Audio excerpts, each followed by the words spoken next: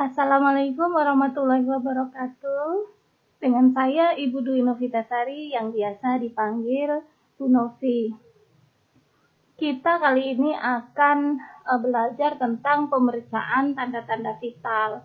Fokusnya adalah pemeriksaan tanda-tanda vital pada orang dewasa, meliputi pemeriksaan tekanan darah, pemeriksaan denyut nadi, kemudian irama nafas, dan suhu. Mari kita pelajari bersama.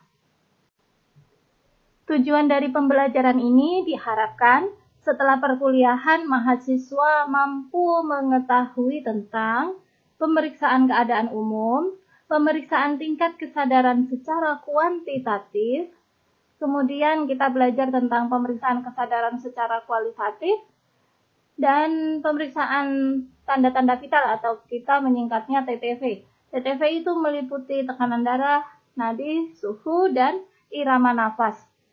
Sebelum kita lanjut, nanti ada suara tentang pengukuran tekanan darah. Sehingga kalau masih ini bisa menggunakan speaker biasa, tapi kalau nanti sudah masuk ke pemeriksaan tekanan darah, bisa menggunakan headphone, headset, earset, supaya terdengar dengan jelas ya. Oke, pemeriksaan kesadaran keadaan umum. Pemeriksaan keadaan umum bisa kita lihat dari bagaimana penampilan pasien terlihat saat ini, saat datang ya. Bentuk tubuhnya, tinggi badan, berat badan, apakah pasien terlihat kurus, membungkuk, meringkuk ya. Kemudian juga tingkat distres, warna kulit, pakaiannya, kerapihannya, hygiene pasiennya, apakah terlihat buruk, seperti misal pakaiannya tidak rapi, pasien tampak pucat, pasien tampak menahan nyeri, hygiene-nya baik atau tidak, tercium bau atau tidak, ekspresi wajah, apakah dia rileks, dia menahan nyeri, apa kemerahan, menahan demam di tubuhnya, ada bau badan tidak, bau nafas, postur, gaya berjalannya, dan kemampuan aktivitas motorik. Ini bisa dimulai dari awal pertemuan dengan pasiennya, sehingga kita ini bentuknya deskriptif, bisa menyimpulkan apakah keadaan umumnya pasien baik atau buruk. Juga dalam menilai keadaan umum pasien dilakukan dengan membuat penilaian secara umum berdasarkan hasil observasi yang dilakukan selama interaksi. Hasil penilaian keadaan umum dapat berupa dia kemungkinan sakit akut, sakit kronik, atau mengalami kelelahan. Yang berikutnya kita pemeriksaan kesadaran. Jadi pemeriksaan kesadaran ada dua macam, ada yang kita bisa jumlah dengan angka, dan juga ada yang secara kualitatif, kualitas. Untuk pemeriksaan tingkat kesadaran secara kualitatif ya, deskriptif, tingkat kesadarannya yang terbaik adalah kompos mentis. Nah, sekarang masih belajar kita, situasinya kesadaran kita adalah kompos mentis. Kemudian ada apatis, turun lagi delirium, turun lagi somnolen atau letargi, obtundasi, hipersomnia juga bisa. Kemudian ada sopor, stupor, ya sampai koma. Ini tentang deskripsinya ya. Untuk kompos mentis, yaitu kesadarannya penuh, baik terhadap dirinya maupun lingkungan sekitar, terhadap waktu dengan baik, ya, orientasi waktu, orang, tempat baik. Pasien bisa menjawab pertanyaan dari perawat dengan baik. Kemudian status kesadaran yang turun bisa apatis. Pasien tampak segan dan acuh tak acuh terhadap lingkungannya. Ketika kita sapa, pasiennya cuma ha ya. Jadi dia sedikit disorientasi. Kemudian ada delirium, yaitu ada penurunan kesadaran disertai kekacauan motorik dan siklus tidur bangun yang terganggu. Pasien bisa tampak gaduh gelisah, kacau, disorientasi, dan meronta-ronta. Bisa saja pasiennya melepas selang oksigen, ya kemudian melepas selang infus seperti itu. Somnolen ini keadaan mengantuk yang masih dapat pulih bila dirangsang, tetapi bila rangsang terhenti, pasien akan tertidur kembali. Jadi pasien relatif lebih tenang. Ketika kita beri rangsangan nyeri, yaitu di sternum, kita tekan sternumnya, dia akan mungkin membuka matanya. Tetapi ketika kita berhenti memberikan penekanan di sternumnya, dia akan tertidur kembali. Kemudian ada sopor atau stupor. Ini keadaan mengantuk yang dalam. Pasien masih dapat dibangunkan dengan rangsang yang kuat, misalnya rangsang nyeri. Tetapi pasien tidak terbangun sempurna dan tidak dapat memberikan jawaban verbal yang baik. Turun lagi tingkat kesadaran bisa semi koma atau koma ringan, yaitu penurunan kesadaran yang tidak memberikan respon terhadap rangsang verbal. Pasien sudah tidak bisa kita bangunkan, tidak dapat dibangunkan sama sekali, bahkan dengan rangsang nyeri. Tetapi refleks kornea dan pupil masih baik. Jadi kalau kita buka matanya, kita gunakan pen light, cahaya, masih ada refleks pupilnya membesar. Rangsang terhadap nyeri juga tidak adekuat. Yang terburuk adalah tingkat kesadarannya koma, yaitu penurunan kesadaran yang sangat dalam, tidak ada gerakan spontan, dan tidak ada respon terhadap rangsang nyeri.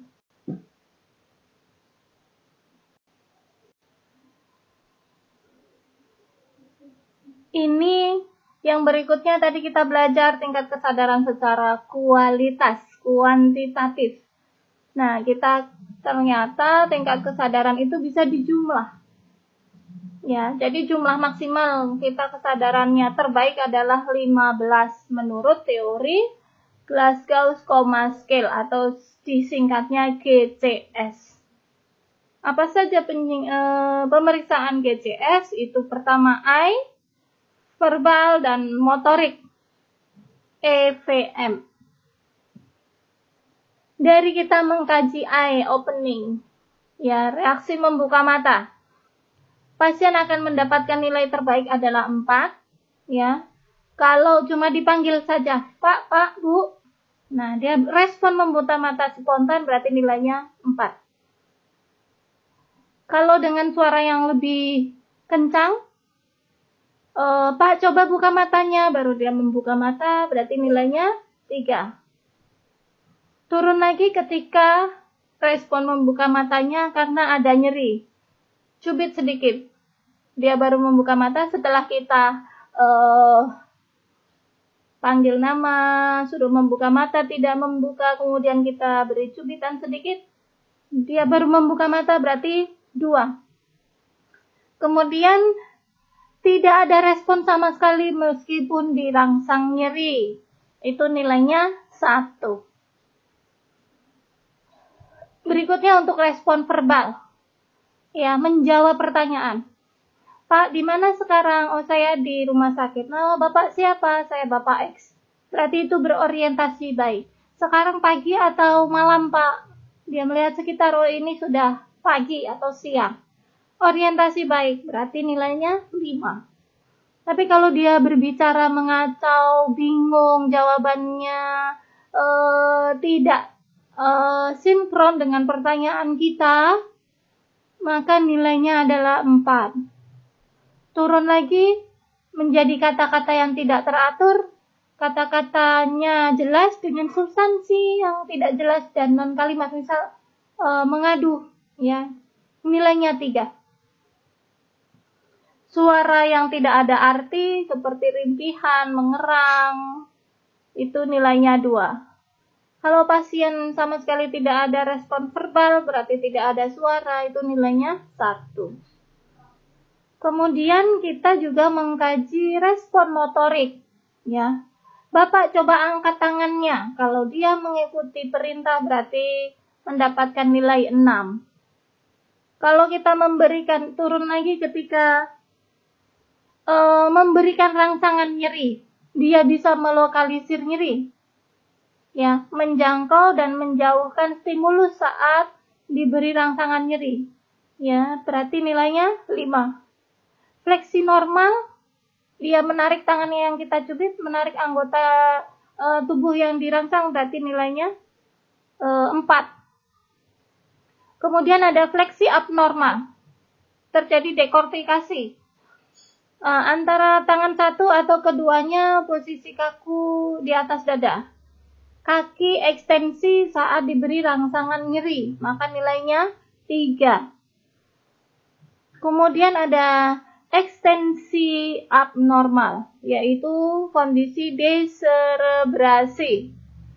Satu tangan atau keduanya ekstensi di sisi tubuh, dengan jari mengepal dan kaki ekstensi saat diberi rangsang nyeri. Nilainya adalah 2. Jadi ini nilainya kurang turun ya.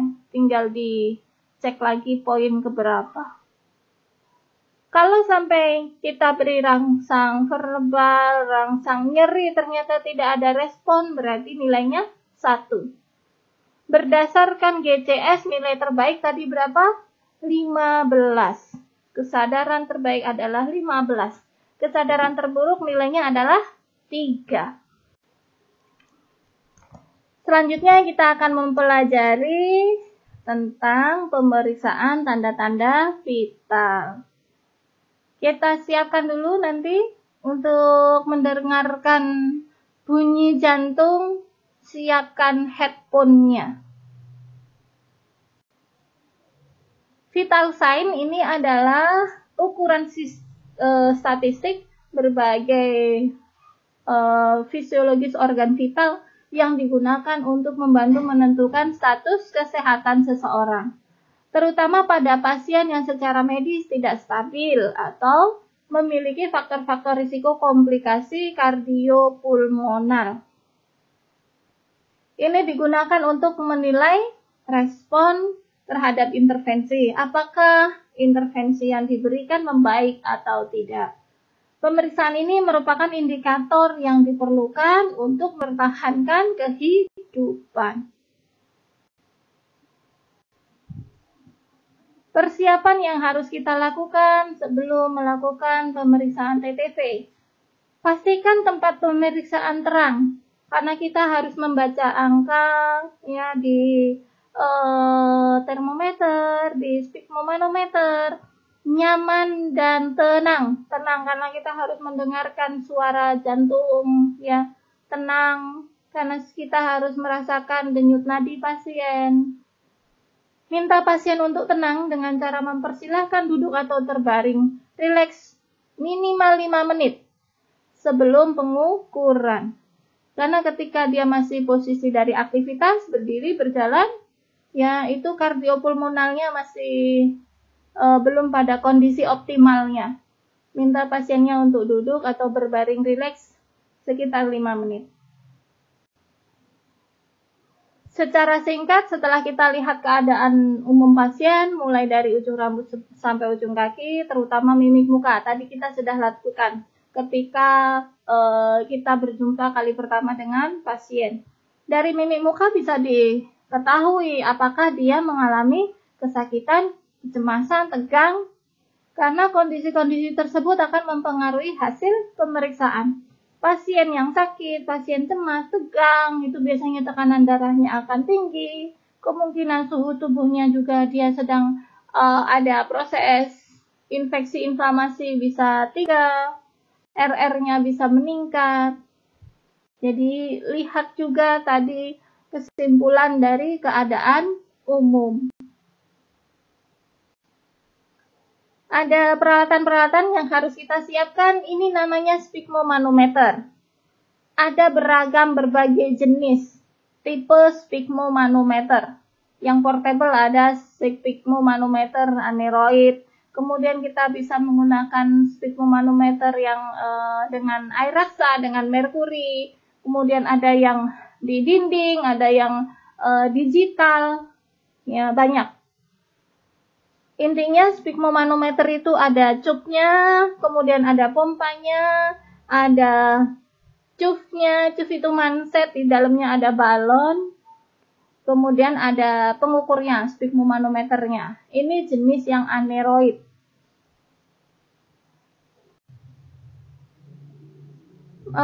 Cufnya berdasar ukuran. Ya, ingat, pasien anak dengan dewasa berbeda cufnya, berbeda mansetnya.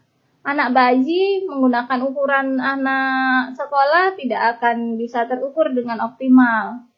Ya, anak kecil menggunakan manset orang dewasa juga tidak akan terukur dengan optimal. Jadi gunakan sesuai dengan usia. Ya, dengan ini besar kecilnya pasien kita. Dari bayi, anak-anak, dewasa sampai orang yang lebih tua, lebih besar, obesitas, semuanya ada ukuran yang sesuai. Nah, ini di manset yang kita rekatkan di lengan pasien, itu ada cufnya, ya, ada bladernya.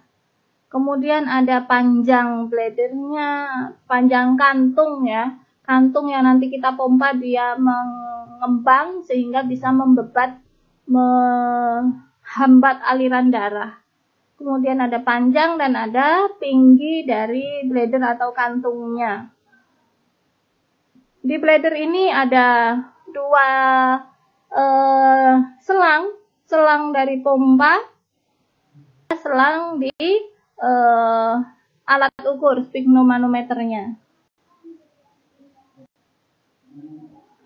Untuk melakukan pemeriksaan tekanan darah, kita juga menggunakan stetoskop. Ini untuk mengauskultasi, untuk mendengarkan.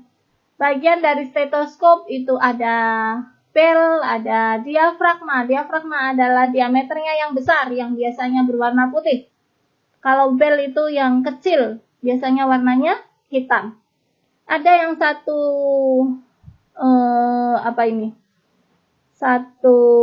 selang, yang sebelah kiri itu yang merah satu selang. Kalau yang di gambar ini 2 selang. Kalau ini untuk trainee, untuk latihan. Jadi mahasiswa yang melakukan, dosennya bisa ikut mendengarkan sehingga mahasiswa itu enggak manipulasi data pasien ya untuk trainee. Ini bagian-bagian dari stetoskop. Kemudian ada tips-tips penggunaan stetoskop ya. Untuk diafragma ini untuk suara yang tinggi, yang jelas. Contohnya adalah suara paru, suara usus, juga untuk tekanan darah menggunakan diafragma.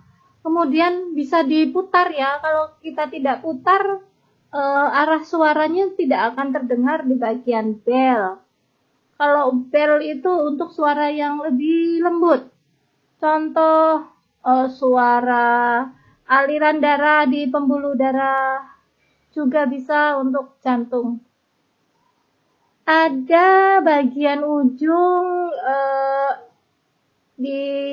yang untuk telinga. Pastikan ini bersih. Baik earpiece-nya, bagian putih yang dibuat masuk ke telinga, maupun membrannya, membran diafragma dan membran belnya. Itu setiap kali ke pasien harus dibersihkan dengan alkohol. Harus didesinfektan, jangan sampai menular virus. Kita sekarang kewaspadaan COVID-19. Dari satu pasien ke pasien lain, dikantongin di baju kerja kita.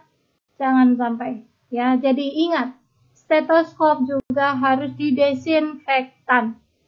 Kemudian jangan menyentuh cupnya, jangan menyentuh selangnya ketika kita sedang mendengarkan. Aliran rambatan udara dari di dalam selang akan terhenti sehingga tidak sampai suaranya ke telinga kita. Kemudian untuk pengukuran TTV, tadi kita ada peralatan pengukuran tekanan darah, sphygmomanometer, dan stetoskop. Ini untuk pengukuran suhu.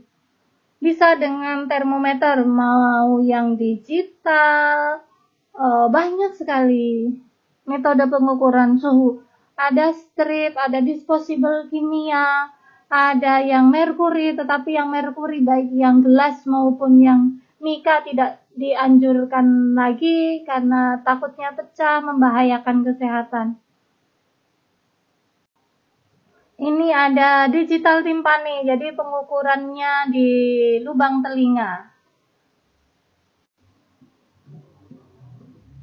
Peralatan yang lain untuk pengukuran TTV, kita perlu jam tangan karena kita menghitung irama nafas dan denyut nadi 1 menit. Jadi menggunakan jam tangan serta lembar dokumentasi. Oke, jenis pemeriksaan vital sign yang kita bahas ada nadi, ada tekanan darah, ada suhu, dan frekuensi nafas. Kalau pada anak kecil bisa ditambah ya, vital sign anak kecil ada bisa penambahan lingkar kepala, lingkar dada, berat badan, panjang badan, itu termasuk vital sign anak ya. Kita bicarakan faktor-faktor apa saja yang mempengaruhi tanda-tanda vital. Ada usia, ada aktivitas dan stres, kemudian suhu lingkungan, medikasi dari pasien, juga penyakit-penyakit dan lainnya. Untuk usia bisa mempengaruhi temperatur, puls, nadi, dan respirasi biasanya akan menurun seiring penambahan usia. Lansia akan cenderung mengalami hipotermi, yaitu rasa dingin, ya, karena usia mempengaruhi penurunan temperatur. Kemudian yang menjadi menarik di sini adalah usia biasanya mempengaruhi peningkatan tekanan darah. Lansia banyak yang menderita hipertensi, contohnya begitu. Kemudian ada aktivitas dan stres. Aktivitas dan stres semuanya mempengaruhi peningkatan tanda-tanda vital, baik temperatur, puls, respirasi, juga blood pressure-nya. Untuk suhu dari lingkungan, kalau suhunya meningkat, ya body temperaturnya juga akan meningkat. Suhu menurun, body temperatur juga akan menurun. Juga diikuti nadi. Ya. Kalau tekanan darah relatif tidak dipengaruhi oleh suhu lingkungan. Obat-obatan. Ada obat-obatan dapat meningkatkan temperatur karena reaksi hipersensitivitas, reaksi alergi. Ada yang meningkatkan nadi, ada yang menurunkan nadi. Untuk obat-obatan narkotik, sedatif, hipnotik, anestesi ini akan menurunkan irama nafas. Obat-obatan antihipertensi ya akan menurunkan tekanan darah. Obat-obatan kontrasepsi ya, obat KB hormonal oral. Ini sudah banyak penelitian bahwa itu bisa meningkatkan tekanan darah. Kemudian ada penyakit-penyakit. Kalau pasien yang menderita infeksi, ya set point di hipotalamus akan terganggu meningkat. Kondisi penyakit hipertiroid ini juga akan meningkatkan suhu karena adanya peningkatan metabolisme. Kondisi hipotiroid akan menurunkan temperatur. Pasien dengan nyeri akut, dengan infeksi, juga dengan perdarahan. Nah, kalau nyeri akut biasanya pasiennya akan meningkat nadinya, hemoragi, perdarahan, infeksi, penyakit kardiovaskular disease, ini akan menyebabkan nadinya irreguler. RR biasanya menurun pada akut pain karena dia menahan nyeri, anemia, merokok, ya. Kemudian RR juga menurun karena adanya head trauma injury, ada trauma di kepala. Bisa jadi sampai ke brainstem-nya, batang otaknya. Kemudian penyakit-penyakit ginjal kardiovaskular termasuk organ yang menjaga tekanan darah. Kalau ada penyakit di situ, biasanya tekanan darahnya akan meningkat. Perdarahan, serangan jantung, itu bisa menyebabkan penurunan tekanan darah. Untuk pemeriksaan denyut nadi, kita palpasi, raba. Pastikan kuku kalian itu pendek, jangan sampai menusuk kulit pasien, berarti membuat malpraktik, mencederai pasien. Ya, gunakan 2 jari, yang sensitif adalah jari telunjuk dan tengah. Jangan pernah mengukur denyut nadi menggunakan jempol, salah, karena jempol memiliki nadi juga. Ya, oke. Denyut nadi dapat diraba pada arteri besar, contohnya arteri radialis, di tangan, brachialis, di tangan lagi, arteri femoralis di kaki, arteri karotis di leher. Denyut nadi timbul akibat kontraksi dari ventrikel kiri dan aliran darah, timbullah gelombang-gelombang tekanan yang bergerak cepat pada arteri yang dapat dirasakan. Dengan menghitung frekuensi denyut nadi dapat diketahui frekuensi denyut jantung dalam 1 menitnya. Penghitungan frekuensi nadi biasanya dilakukan dengan cara palpasi arteri radialis. Ya, ini yang mudah yang terdapat pada daerah pergelangan tangan. Arteri radialis sejajar dengan jempol. Ya, lihat jempol kalian. Kemudian naik. Nah, di dekat pergelangan, ya, 2-3 cm dari pergelangan tangan sejajar jempol. Raba dengan jari telunjuk dan jari tengahnya. Ada tekanan, ada denyutan, nah itu adalah arteri radialis. Selama palpasi nadi, kita menentukan frekuensi, berarti berapa kali. Iramanya teratur atau tidak, dan juga kualitasnya. Kualitas denyutannya itu kuat, tidak, atau lemah. Ya, menandakan ini tadi, kesehatan kardionya. Denyut nadi dewasa normal, frekuensinya 60-100 kali per menit. Iramanya teratur, ya, dengan kualitas denyutannya kuat atau terisi penuh. Denyut nadi dapat dihitung secara langsung menggunakan denyut jantung. Pakai stetoskop bisa, perabaan juga bisa. Di denyut apikal. Besarnya denyut jantung bervariasi tergantung dari usia. Anak bayi baru lahir memiliki denyut nadi yang tinggi, 130-150 kali per menit. Akan menurun seiring bertambahnya usia. Bila pada dewasa denyut nadinya kurang dari 60 kali per menit, maka ini disebut bradikardi, denyut nadinya kurang dari normal. Tapi bila denyut nadinya 100 kali, lebih dari 100 kali per menit, ini disebut takikardi. Irama jantung yang normal teratur dinamanya irama sinus rhythm, irama sinus normal. Irama jantung yang bukan irama sinus normal dinamakan aritmia.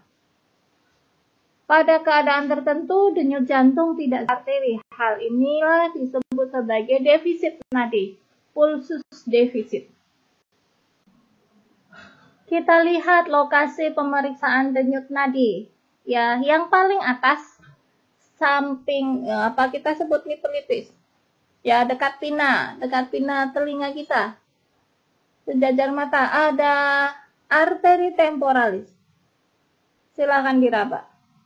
Kemudian sudah teraba ya arteri temporalis. Kemudian ada di leher. Ada. Kita bisa mendangak supaya teraba arteri karotidnya atau kita menoleh sedikit, akan teraba arteri karotid. Kemudian di jantung ada apikal. Dia pertengahan tulang klavikula. Nanti kalian akan belajar muskuloskeletal juga ya. Pertengahan mid klavikula atau mid klavikula interkosta kelima. Di situ ada denyut apikal. Kemudian di tangan ada yang mudah kita cari, arteri radialis. Tadi kita sudah simulasikan. Di mana arteri radialis? Dia sejajar ibu jari, dekat pergelangan tangan. Itu adalah arteri radialis. Ada dua arteri di pergelangan tangan yang sejajar dengan jari kelingking. Jari kelingking itu adalah arteri ulnar. Kemudian naik di pergelangan tangan, siku. Ya, di siku lebih ke arah yang dalam, bagian dalam. Di situ ada arteri brachialis. Kemudian bisa diraba di selangkangan kita kanan dan kiri, itu ada perjapangan. Namanya adalah arteri denyut femoralis. Di belakang lutut. Di belakang lutut ada denyut nadi popliteal. Kemudian di kaki ada dorsalis pedis arteri. Ya, selain di dorsalis pedis juga ada posterior tibia. Kita pelajari cara pemeriksaan nadi radialis. Pertama, kita inform concern, jelaskan tindakan yang akan dilakukan pada pasien, ya. Posisikan yang nyaman pasiennya, bisa duduk berbaring. Lengan tangan yang akan kita periksa bebas. Perhiasan dan jam tangan bisa dilepas. Posisi tangan penderita, dia supinasi atau pronasi tidak masalah. Dia menengadah atau menelungkup tidak apa-apa. Kita yang ergonomis saja, yang enak buat kita bekerja. Periksa denyut nadi pergelangan tangan dengan menggunakan jari atau 2 jari bisa.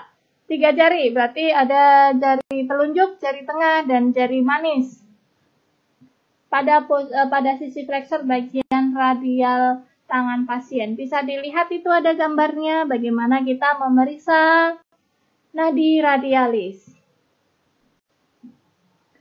Hitung denyutannya selama 1 menit. Jadi kita perhatikan jam. Jam kita ada detikannya. Perhatikan pula irama dan kualitas denyutannya. Bandingkan antara tangan kanan dan tangan kiri. Cara menghitung frekuensi nadi, ya, hitung denyutannya dalam 30 detik. Ya, misal kita mulai dari angka jarum panjang detikan itu angka 12, maka bisa kita hitung terus 1, 2, 3. Hitungnya bukan detikannya ya, tapi denyut nadinya. Karena kalau untuk mahasiswa pemula yang dihitung adalah detikannya, malah tidak konsentrasi menghitung denyut nadinya. Sampai jarum panjangnya pada angka 6, 30 detik ya, tinggal dikalikan 2. Itu untuk iramanya yang teratur. Kalau irama nadinya tidak teratur, maka lakukan 1 menit penuh. Ini cara memeriksa nadi brachialis. Ya, jadi raba di bagian siku agak dalam, agak sisi bagian dalam. Coba dicek. Teraba tidak? Lebih kuat yang brachialis atau yang radialis? Ya, lebih mudah mencari yang radialis. Apalagi kalau pasiennya gemuk. Nah, kalau pasiennya gemuk, kalau untuk mahasiswa pemula trainee biasanya agak susah mencari nadi brachialis. Nadi karotid, kalau pasiennya sadar, nadi karotid akan mudah dicari. Tapi kalau pasiennya tidak sadar dengan kecelakaan, pendarahan, nadi karotid pun akan susah dicari. Ya, tengokkan pasiennya ke kanan atau ke kiri, ya menjauhi sisi pemeriksaan. Sekarang silakan tengok ke kiri. Raba daerah yang seperti dicontoh. Nah, rasakan ada denyut nadinya ya. Oke, itu disebut nadi karotid. Atau teknik lain pasien sama saja. Ini cara pemeriksaan nadi dorsalis pedis. Ya. Kaki rileks. Cari denyutan nadi dorsalis pedis. Ini denyutannya lebih lembut karena ini lokasi-lokasi yang paling jauh dari jantung. Ini nadi femoralis, ada di selangkangan. Ya, ini pun nadinya, denyut nadinya besar. Ya, karena pembuluhnya besar. Kemudian nadi popliteal. Ya, pasiennya rileks, tekuk kakinya sedikit, raba nadi poplitealnya.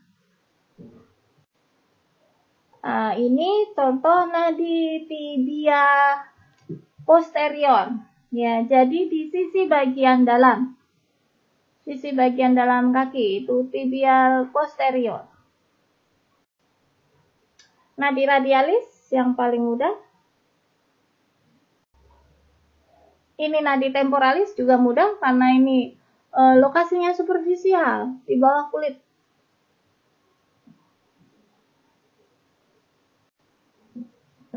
Ini bagaimana cara pemeriksaan nadi karotis? Tadi kita sudah jelaskan. Posisikan dengan nyaman. Letakkan 3 jari, jari telunjuk, tengah, manis, pada leher bagian tengah penderita pasien setinggi kartilago tiroid.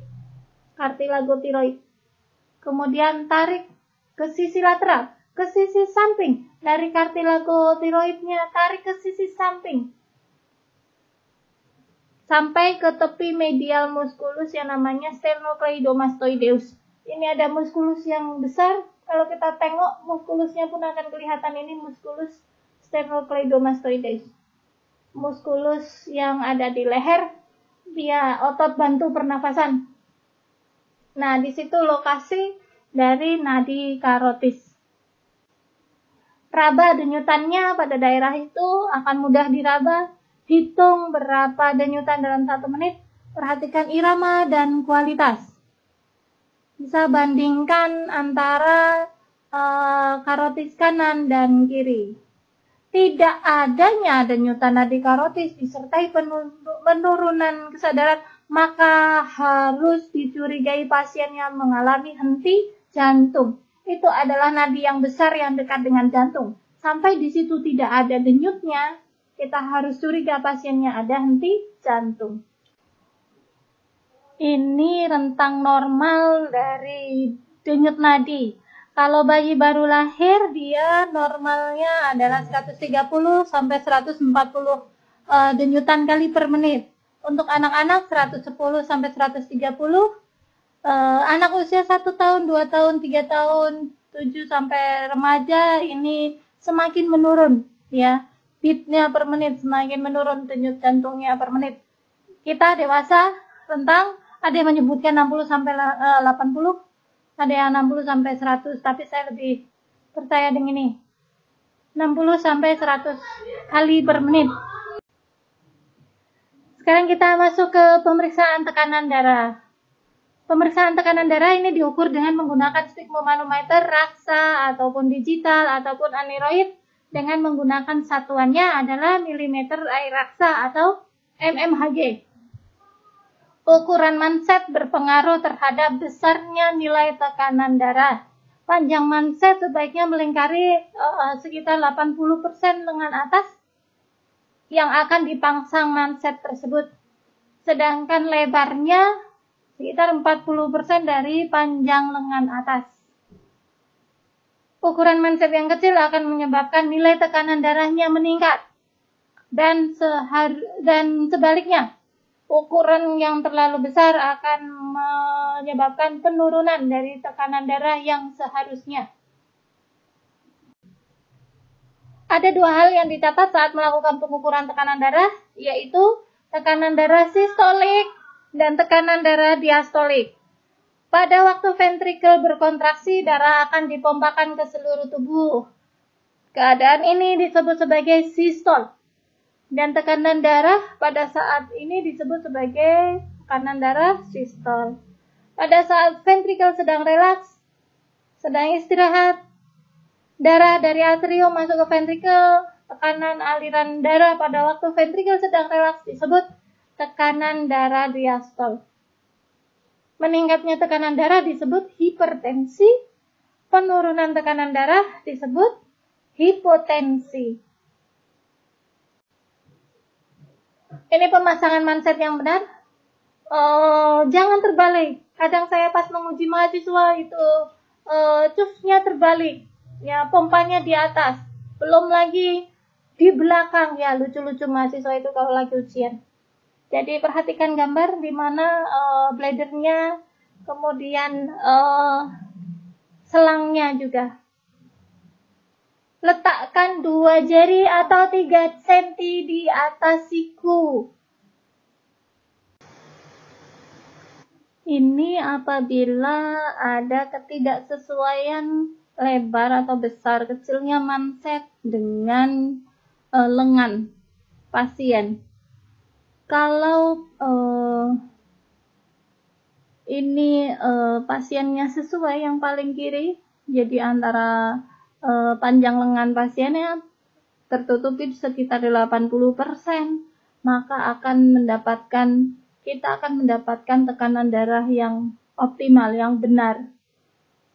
Coba yang bagian tengah, ini mansetnya terlalu kecil, sehingga bagian bladernya, bagian kantung yang kita pompa tidak sesuai, tidak akan menutup dengan baik pada arteri brachial, sehingga hasil pengukuran darahnya salah, biasanya lebih tinggi.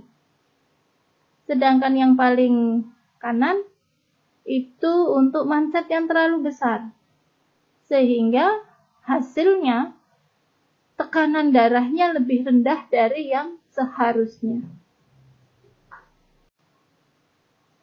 Kita mempelajari bunyi Korotkov. Bunyi Korotkov itu bunyi yang dihasilkan dari plasma darah sepanjang dinding pembuluh darah ketika kita melakukan pembebatan.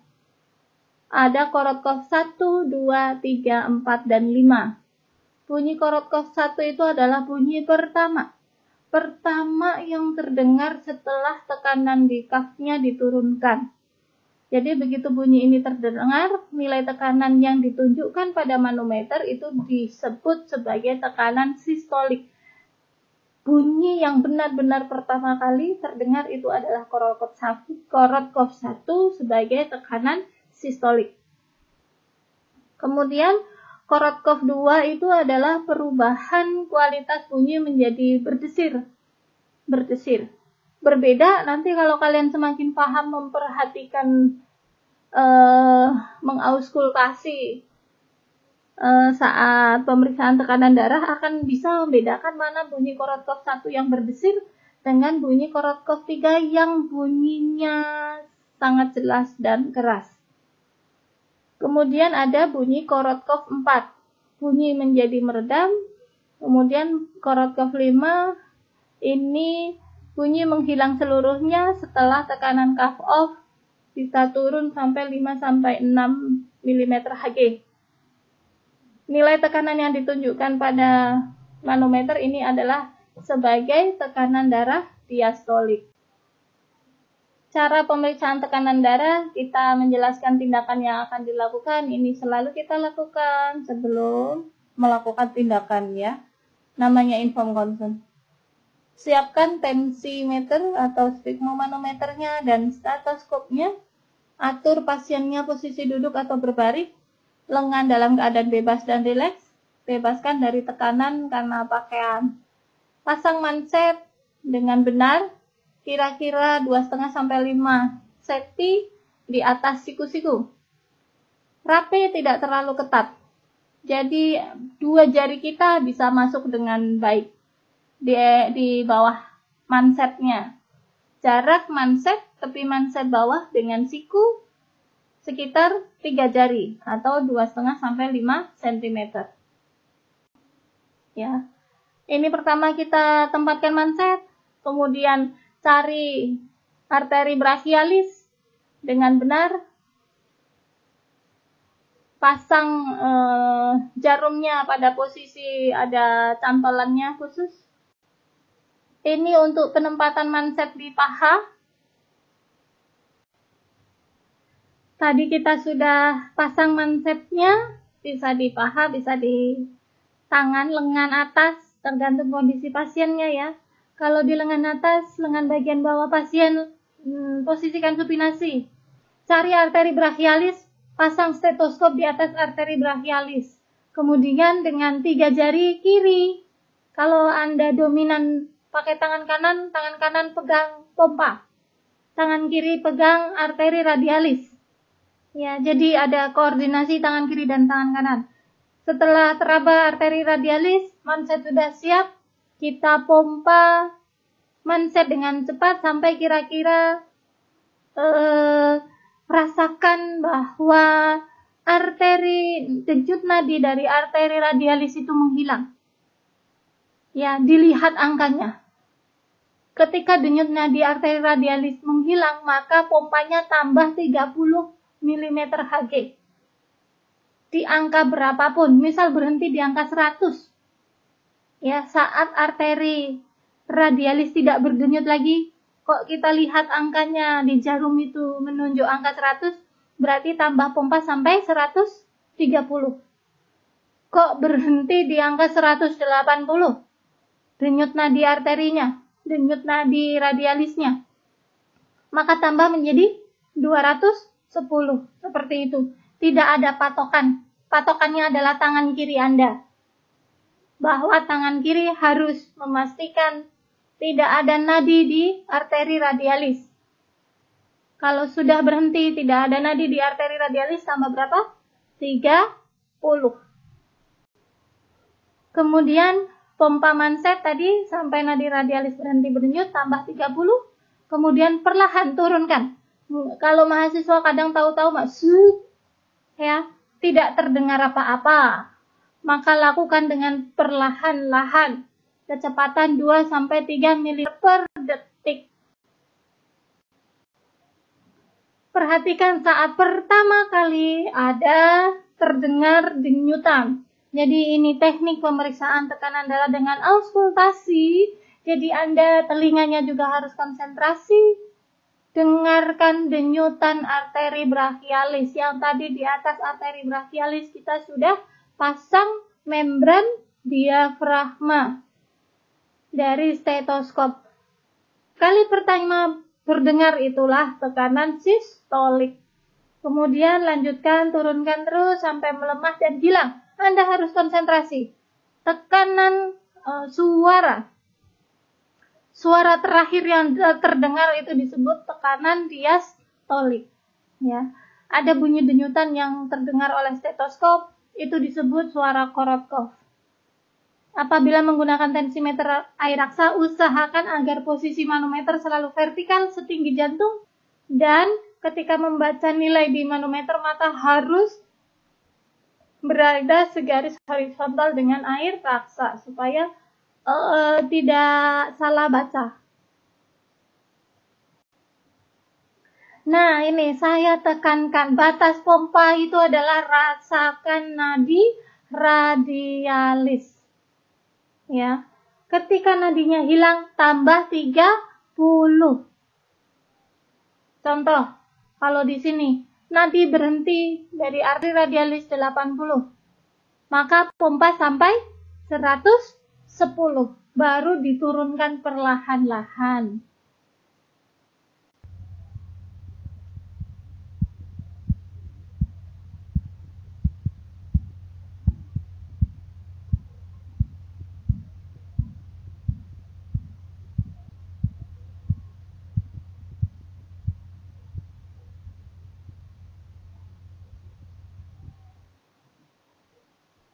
Apa tadi terdengar suara sistol? Kemudian suara sistol itu adalah Korotkov yang pertama, bunyi pertama terdengar, kemudian dia lembut, itu adalah suara Korotkov kedua, kemudian yang driang itu adalah yang kuat, bunyi Korotkov yang ketiga, ya, keempat mulai melemah lagi, kemudian sampai titik hilangnya, itu adalah tekanan sistolik, itu adalah suara Korotkov kelima. Kita dengarkan lagi. Gunakan headset untuk mendengarkan suara Korotkovnya ya. Kita ulangi agar lebih jelas. Mana batasan tekanan sistolik dan diastoliknya. Pasang headsetnya. Be ready.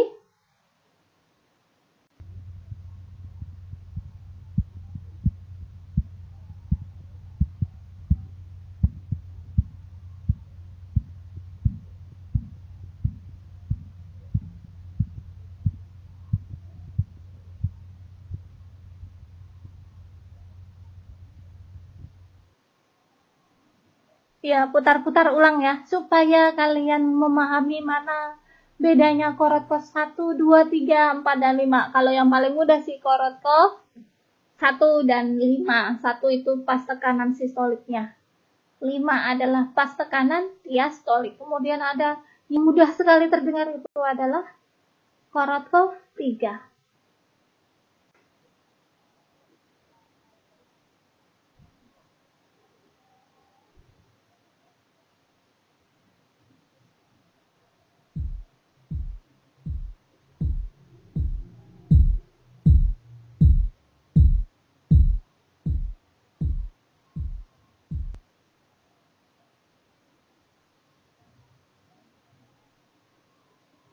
Paham? Jadi ada tekanan di sini dijelaskan ya, tekanan sistoliknya adalah 114, tekanan diastoliknya 76. Mari kita lakukan latihan lagi.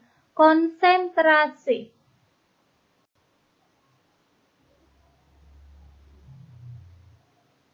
Kita tetap mendengarkan menggunakan headset. Ayo kita lakukan. Kita tentukan berapa tekanan darah sistolik dan diastoliknya. Bila perlu, siapkan pen dan kertas untuk mencatat. Simulasi mendengarkan tekanan darah. I will reveal the correct answer once the simulation ends. Here's the first one.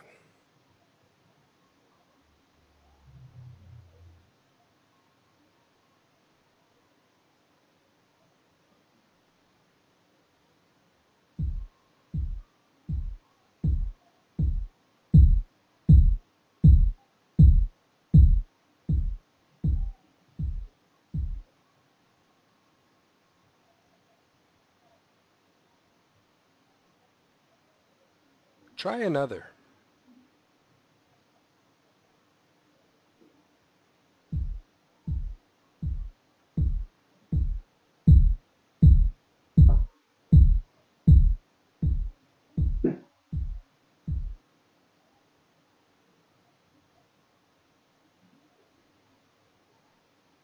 Okay, and let's try one more.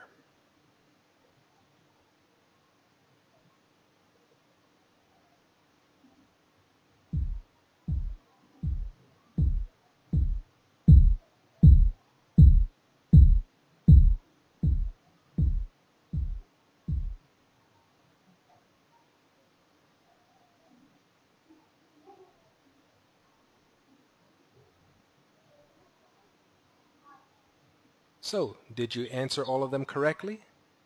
Great.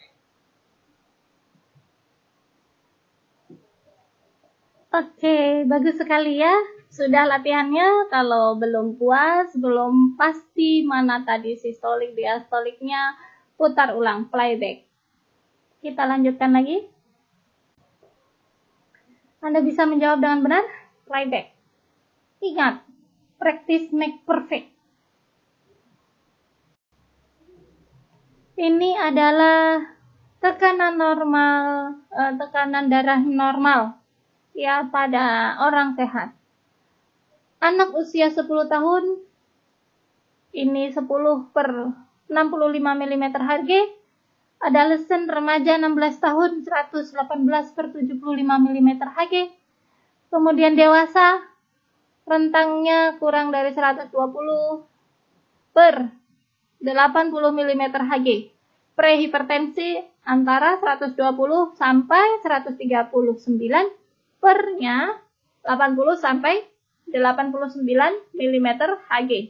Disebut tekanan darah tinggi usia dewasa, yaitu 140/90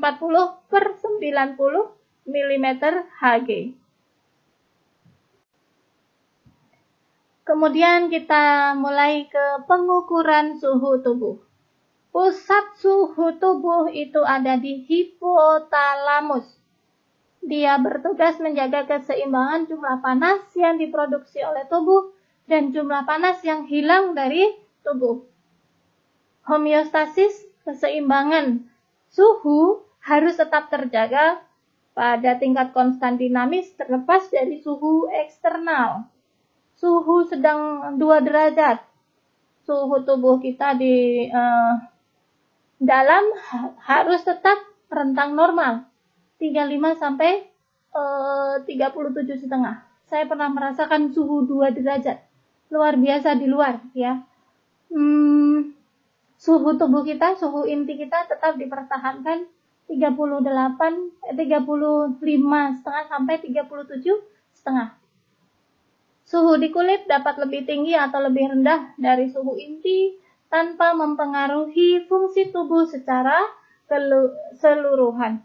Ketika suhu 2 derajat itu luar biasa, tangan saya beku, ya, dingin. Pakai bajunya 2 double. Terus pakai slayer, pakai sarung tangan, tetapi ujung-ujung tangan masih terasa dingin. Nah, ini suhu kulit bisa saja lebih rendah atau lebih tinggi dari suhu inti, tetapi tidak mempengaruhi fungsi. RR saya bisa saja tetap normal, metabolisme saya bisa saja tetap normal. Ini variasi suhu tubuh, ya. Ketika kondisi dingin, suhu lingkungannya 28 sampai 34 derajat Celcius. Ya, area kaki, tangan, lengan, ya, itu rendah. Kakinya dingin, ya, tangannya dingin, itu hal yang wajar. Suhu yang dipertahankan normal itu di dada, perut, kepala. Itu lokasi organ-organ penting. Kalau suhunya hangat, 35 derajat ke atas, nyaris semuanya sama. Hanya ujung tangan dan ujung kaki yang bisa berbeda.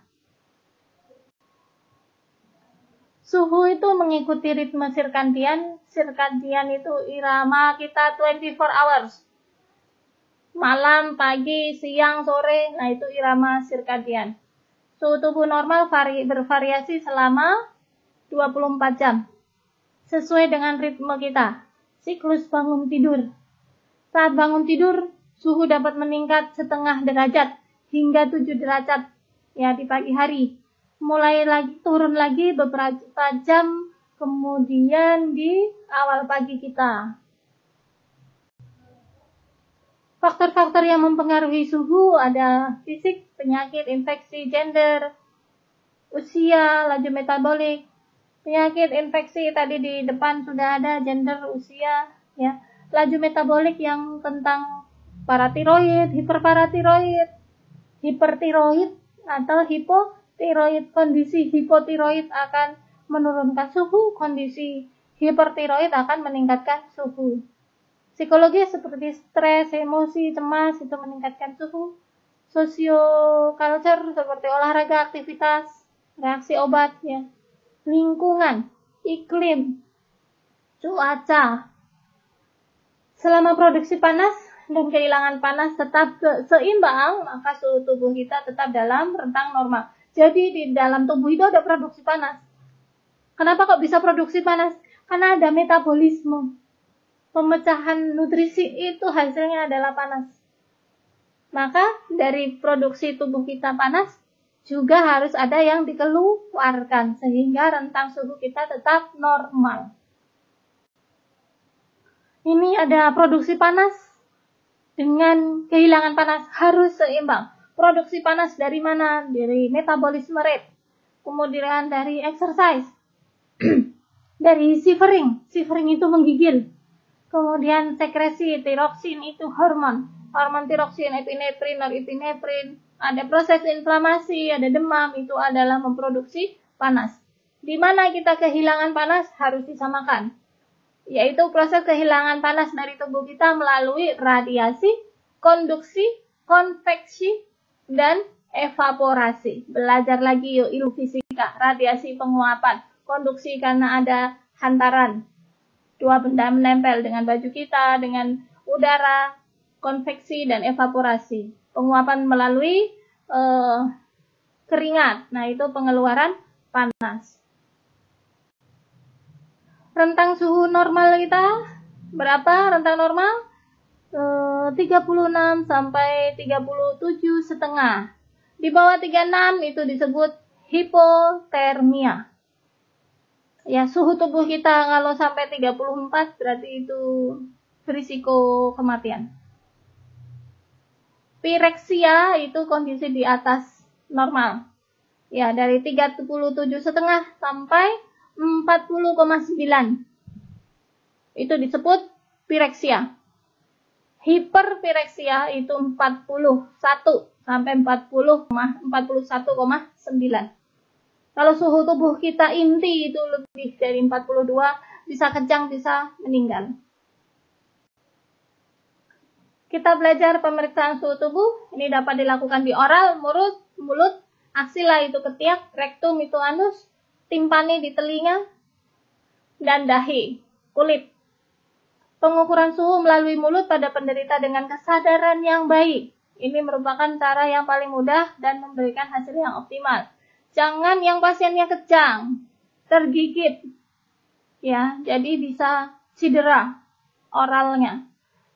Termometer air raksa sebaiknya ini tidak digunakan lagi untuk mengukur suhu melalui mulut, apalagi pada pasien dengan kesadaran menurun, ya, atau pasien yang baru makan atau minum yang panas atau dingin. Suhu rektal merupakan suhu inti tubuh, ini core temperature. Karena itu, ini merupakan pengukuran paling tepat dibandingkan cara oral dan aksila. Suhu rektal 0,4 sampai 0,5 Celcius lebih tinggi dibandingkan suhu oral dan aksila. Dikatakan demam apabila suhu rektal tubuh 38 sampai 38,5 Celcius. Tadi dilihat rentangnya. Tetapi pengukuran suhu rektal ini privasi pasien ya. Tinggal pasiennya bersedia atau tidak. Pengukuran melalui membran timpani, bagian dalam telinga atau aura. Pengukuran suhu di membran timpani ini telah banyak digunakan karena mudah diakses dan paling cepat. Ketepatan pengukuran tergantung pada pengukur atau perawat sepenuhnya. Masukkan temnya, ditunggu bunyi bip, nah itu akan terbaca dengan baik. Suhu aksila ketiak. Di aksila atau selangkangan ini menimbulkan bahaya yang kecil, tetapi tidak efisien, apalagi pada pasien-pasien dengan obesitas atau pasien bahkan yang sangat kurus. Ini sangat terganggu. Kalau pasien obesitas dia moist, ketiaknya basah. Kalau pasien sangat kurus, ini berisiko terpapar suhu lingkungan. Ya, suhu aksilanya malah bercampur dengan suhu lingkungan sehingga bisa saja menjadi lebih rendah daripada suhu inti di tubuhnya. Pengukuran suhu di aksila ini sangat penting memastikan bahwa termometer harus kontak langsung ke kulit. Bukan masih pakai pakaian, di atas pakaiannya termometernya. Salah. Harus masukkan ke dalam ketiaknya secara langsung. Pastikan ketiaknya sudah dilap pakai tisu. Oral ini yang paling umum digunakan pada orang dewasa, tapi perawat harus memastikan bahwa termometer ditempatkan di bawah frenulum. di bawah lidah, ya, dan pasien sepenuhnya berorientasi baik, kooperatif, tidak dengan kesadaran bingung atau disorientasi. Untuk rektum, ini lokasi yang terakurat ya, karena paling mendekati suhu inti. Pastikan nyaman, risiko infeksi invasif, yaitu memasukkan alat ke dalam tubuh. Kemudian kondisi hipotermia, suhu rektal sangat dianjurkan, karena ini yang paling valid. Memasukkannya pakai jeli, sehingga tidak mencederai pasien. Ini perbandingan dan keuntungan dari masing-masing kekurangan lokasi pengukuran bisa dibaca dengan baik. Oral, mudah. Kekurangannya bisa pecah karena tergigit, kurang akurasi. Setelah pasien merokok atau dia meminum makanan panas atau dingin, bisa menyebabkan injury. Rektal, ini yang paling reliable, yang paling akurat. Tetapi disadvantage-nya pasien bisa tidak nyaman. Apalagi pasien dengan obesitas yang dia tidak bisa miring, karena kita memposisikan pasiennya selama pemeriksaan miring. Bisa menyebabkan injury pada rektum, ya. Kemudian kemungkinan adanya stool, adanya feses di rektum bisa mempengaruhi penempatan termometer. Aksila, ini nyaman dan tidak invasif, tetapi tidak akurat. Timpani, nyaman, cepat, sangat cepat, paling cepat. Kemudian bisa tidak nyaman apabila berisiko mencederai membran. Kemudian kalau yang ada lagi arteri temporal, dia sangat cepat, nyaman, dan non-invasif. Dia pakai peralatan elektronik. Sekarang banyak dipakai termogan ya. Termogan itu untuk men-scan arteri temporal dan percabangannya. Jadi scan arteri temporal ada yang menempel ke kulit, ada yang tidak. Sekarang untuk kewaspadaan COVID-19, termogan itu tidak menempel ke skin, ke kulit. Metode pengukuran suhu bisa dengan termometer merkuri.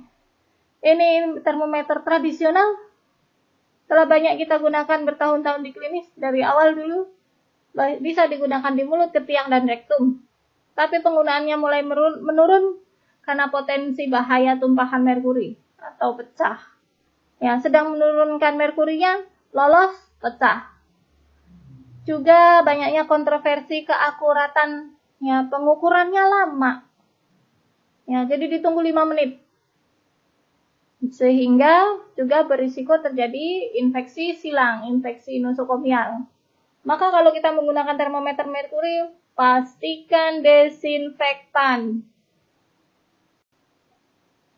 Termometer elektrik, ya, ini sekarang menjadi populer pada tahun-tahun terakhir dan banyak digunakan ibu-ibu di rumah.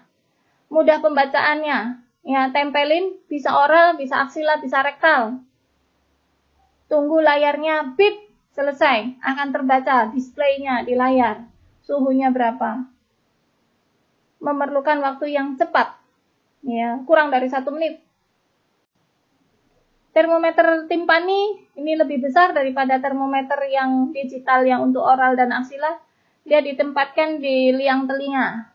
Panas terdeteksi sebagai energi inframerah dari membran timpani. Membutuhkan waktu yang cepat juga, lebih cepat, tetapi keakuratannya juga masih kontroversi. Termometer disposable kimia. Ini sekali pakai, ditempelkan. Disposable kimia bisa strip dengan bahan kimia yang termosensitif, dia akan berubah warna dengan meningkatnya suhu. Bisa di mulut, bisa di aksila. Risiko silang tidak ada karena ini sekali pakai untuk per 1 pasien buang. Contohnya berikut. Nah, ini disposable kimia. Tinggal dibaca nanti warnanya di mana, perubahan warnanya di mana. Ini bisa di mulut, di bawah frenulum, sama juga bisa di aksila. Tapi tentu ini akan mempengaruhi kos pembiayaan mahal karena dia disposable.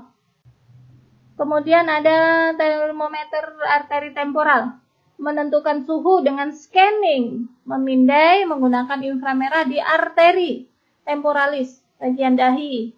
Termometer diletakkan di pertengahan dahi, kemudian sedikit turun ke samping. Ya, searah dengan batas tumbuh rambut di kepala. Ini penggunaan termometer arteri temporal, ya, jadi kontak dengan kulit. Kalau yang dengan strip disposable, penggunaan tunggal, tempelkan di dahi sampai suhu terbaca bisa. Digunakan banyak di area non-klinik untuk ibu rumah tangga. Ini penggunaannya, termometer strip digital hingga menunjukkan temperatur yang optimalnya. Satuan suhu, kalau kita di Indonesia menggunakan satuan Celsius. Kalau di luar negeri banyak menggunakan termometernya Fahrenheit. Celsius ke Fahrenheit berarti dari derajat Fahrenheit-nya dikurangi 35 dikali 5/9. Maka contohnya dari konvensi Fahrenheit-nya terukur 100 kurang 32 dikali 5/9 akan ketemu 37,8. Berarti kalau konversi Fahrenheit ke Celsius ke Fahrenheit, maka ditambah. Kalau tadi dikurangi, sekarang ditambah. Contoh, Celsiusnya 40 derajat. 40 kali 9,5 ditambah 32. Maka akan ketemu 104 Fahrenheit. Penempatan di orang di bawah freniculum lidah, pastikan di situ, bukan di pipi, bukan di samping pipi ya.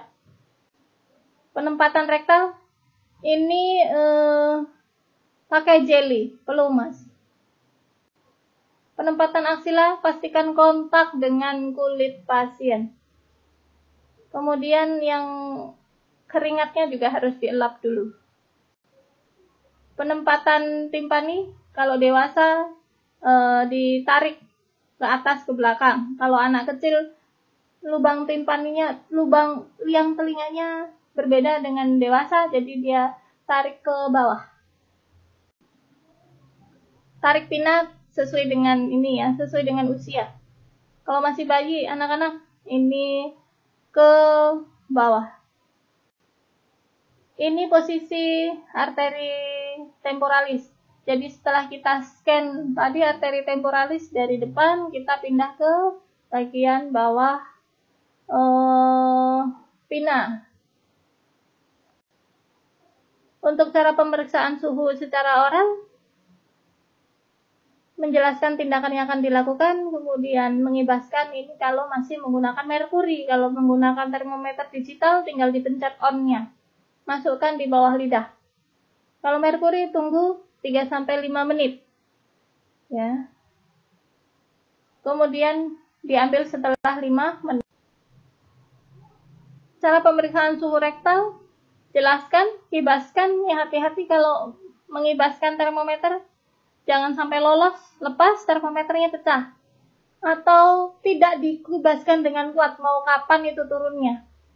Ya, jadi kibaskan dengan kuat tetapi pegang dengan erat. Pilih termometer dengan ujung bulat, beri pelumas jeli. Jadi kalau termometer raksa ada 3 jenis ya. Buat oral sendiri, kemudian buat aksila lebih panjang, dan buat rektal itu lebih bulat. Reservoir air raksanya. Kemudian masukkan 3-4 cm. Tunggu 3 menit, ambil. Cara pengukuran suhu aksila, jelaskan, kibaskan, turunkan di bawah 35,5. Minta pasiennya buka baju, pasang di fossa aksilaris. Dikeringkan dulu. Kemudian pasiennya suruh aduksi maksimal. Aduksi itu dekatkan lengannya dengan maksimal, dekatkan aduksi. Baca 3-5 menit. Ini keuntungan dan kelebihan masing-masing tipe. Kalau kita pakai paper strip termometer, ada yang oral strip, ada yang skin strip yang ditempelkan di dahi, mudah dipakai, disposable, tidak terlalu mahal. Disadvantage-nya kurang akurat. Ya, ini hanya mengindikasikan body surface temperature, bukan suhu inti. Kemudian berarti kita segera baca hasil pengukuran. Immediately, segera baca. Pastikan lokasi untuk penempelan di kulitnya kering. Kalau yang menggunakan termometer non-merkuri, baik itu yang plastik maupun yang gelas, yang kaca, itu bentuk yang oral dia lebih panjang reservoirnya. Kalau yang rektal dia lebih bulat. Keuntungannya dia akurat.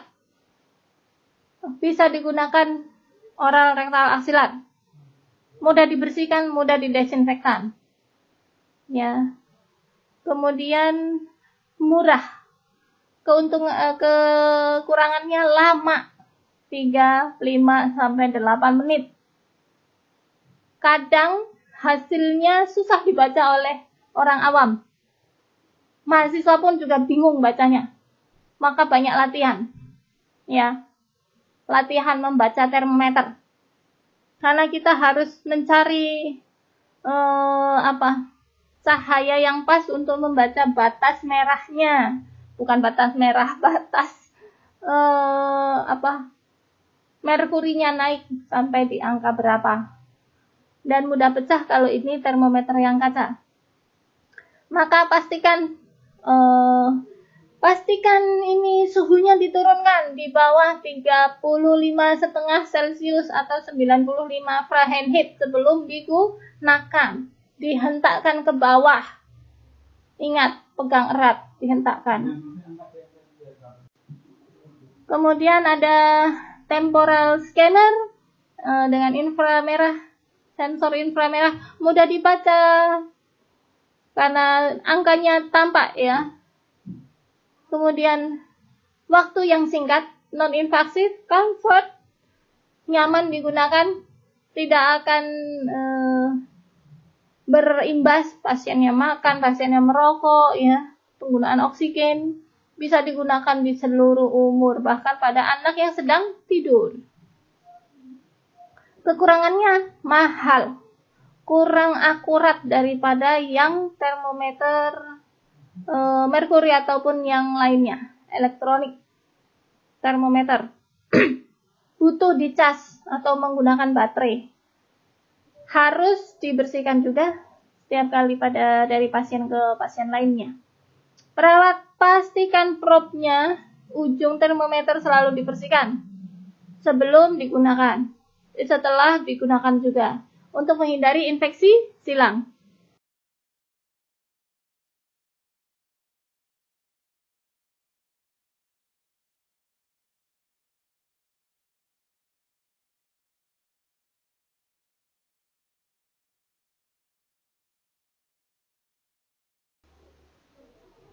Ini tympanic thermometer. Keuntungannya nyaman, cepat, 3 detik sudah bisa, tidak terpengaruh dari makan, minum, smoking ya. Bisa digunakan di segala umur. Tetapi ketidakuntungannya dia mahal, bisa menimbulkan ketidaknyamanan. Dimasukkan ke telinga walaupun sedikit ya. Kemudian pastikan cover setiap pasiennya, jadi ujungnya selalu tercover setiap pasien untuk menghindari kontaminasi silang. Perlu dicas atau menggunakan baterai. Kontraindikasi pada pasien dengan ear surgery, dengan operasi di telinga ataupun dengan infeksi telinga. Juga kemungkinan ada serumen, bersihkan dulu. Perawat perlu melapisi ujung sensor pada setiap pasiennya, jangan lupa. Ini elektronik termometer murah. Bukan, ini agak mahal. Bisa di oral rektal aksilar. Waktunya 2-60 detik. Ketidakунtungannya dia mahal. Butuh probe juga setiap pasien untuk mencegah kontaminasi silang menggunakan baterai atau charger. Ya. Dia juga sensitif terhadap minuman, makanan yang dingin atau panas. Maka perawat pastikan selalu menggunakan cover probe-nya, pelindung ujungnya dari satu pasien ke pasien yang lainnya. Oke, kita terakhir adalah pemeriksaan frekuensi pernafasan. Nilai normal frekuensi nafas pada anak-anak bervariasi tergantung dari usia anak tersebut, sedangkan pada dewasa memiliki nilai yang tetap. Nilai normal frekuensi nafas orang dewasa yaitu 12-20 kali per menit. Perhatikan pula adanya penggunaan otot bantu nafas, otot nafas tambahan. Tadi sudah kenal ada otot sternocleidomastoideus saat kita mencari nadi karotid, nah itu termasuk otot bantu nafas. Kemudian ada otot trapezius, otot abdominalis, otot pectoralis minor itu adalah semua otot bantu nafas. Otot utamanya apa, Bu? Otot utamanya namanya otot diafragma. Dia tidak kelihatan kalau kita buka baju, tidak akan kelihatan otot diafragma karena dia di antara rongga perut dengan rongga dada di dalam. Cara pemeriksaannya, jelaskan tindakan yang akan dilakukan ke pasien. Pasien dalam posisi duduk bisa melepas baju atau pakaian, tetapi tergantung pasiennya. Perhatikan gerak nafas pasien, inspirasi, ekspirasi, gerak dada dan perut, simetris atau tidak. Tadi lihat otot-otot nafas tambahannya. Lihat ada retraksi dinding dada, tarikan dinding dada atau tidak. Bisa tempatkan tangan pemeriksa di dada untuk merasakan gerakan nafasnya. Kalau pasiennya lihat ke dada, kalau pasiennya perempuan lihat ke perut, karena perempuan banyak menggunakan pernafasan perut daripada pernafasan dada. Tindakan ini jangan sampai mengganggu psikis pasien ya, karena ingat pernafasan itu bisa diatur-atur. Kalau pasiennya terganggu seharusnya dia itu tersengal-sengal, jadi diatur-atur, dilambat-lambatin gitu ya.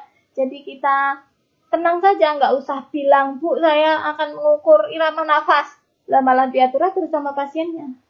Ya, lakukan gerakan-gerakan manipulatif. Contohnya, seperti Anda mau menghitung nadi, tapi tangan pasien Anda lipat, fleksikan ke arah perut. Ya, sambil Anda melihat dada kalau untuk laki-laki, perut untuk perempuan. Hitung frekuensi 1 menit. Bisa juga dalam 30 menit dikalikan 2. Saya tidak menganjurkan 30 detik ya. Saya sama sekali tidak menganjurkan 15 detik untuk Anda, untuk siswa prat. Ya. Nih, jangan menghitung banyaknya nafas dalam 15 detik. Kemudian kali 4, karena hasilnya tidak akan akurat. Begitu pula pada bayi, lakukan penghitungan selama 1 menit full. Jangan 30 detik, jangan 15 detik. Karena pada bayi terkadang ada periode apnu. Henti napas sejenak, terus dia nanti napas lagi. Itu wajar. Ini pola nafas, variasi pola nafas. Apnu itu tidak ada nafas. Bradipnu itu berarti dia slow breathing rate. Dia irama nafasnya kurang dari normal. Takipnu, dia irama nafasnya banyak, lebih dari normal. Nafas kusmaul itu dia banyak dan deep gasping. dalam. Cepat dan dalam. Berbeda dengan takibnu. Takibnu itu cepat, tetapi nafas kusmaul itu cepat dan dalam. Kemudian biots itu slow breathing dengan ada periode apnu. Seinstock dia seperti itu iramanya. Jadi dari dangkal ke dalam, nanti dangkal lagi periode apnu. Dangkal mengarah ke dalam, dangkal lagi periode apnu. Ini Seinstock. Normal irama nafas anak bayi 44 kali per menit, anak-anak 20 sampai 40 kali per menit. Kemudian anak usia 1 sampai 7 tahun bisa 18 sampai 30. Usia dewasa 12 sampai 20. Begitu saja penyampaian dari saya. Silahkan baca sumber-sumber yang lainnya juga, putar ulang videonya, jangan lupa subscribe, mahasiswa wajib subscribe. Bila ada ilmu yang salah, saya mohon maaf. Semoga ini menjadi ilmu yang bermanfaat. Kita akhiri. Wassalamualaikum warahmatullahi wabarakatuh.